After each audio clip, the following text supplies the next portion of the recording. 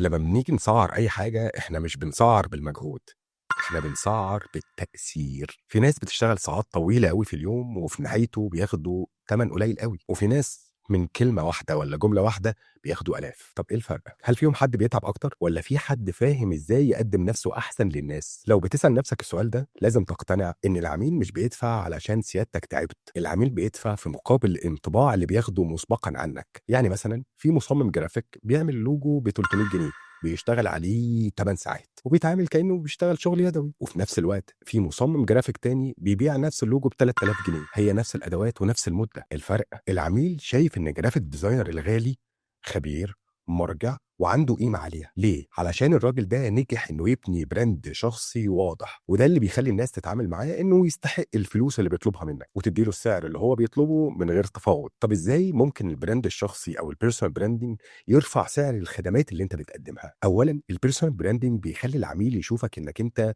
خبير، مش مجرد منفذ او حد عادي. ثانيا بيقلل الشك وبيزود ثقة العميل بالنسبة لك. ثالثا بيخلي السعر اللي انت بتطلبه من العميل انعكاس للثقة مش لتكلفة شغلك. وعلشان اقول لك معلومة مؤكدة، دراسة من نيلسون بتقول ان 59% من العملاء بيدفعوا الفلوس المطلوبة منهم بكل أريحية لما المنتج يكون جاي من شخص معروف وذو ثقة. يعني لو تعبت على البراند بتاعك مش هتحتاج تشرح للناس ليه بتاخد السعر ده، هم هيفهموا لوحدهم انك تستحقه. قول لي كده في الكومنتات، هل حسيت في يوم ان تسعيرك للخدمات اللي انت بتقدمها اقل من اللي انت تستحقه؟ وايه السبب في رايك؟ هستنى تعليقك. السلام عليكم.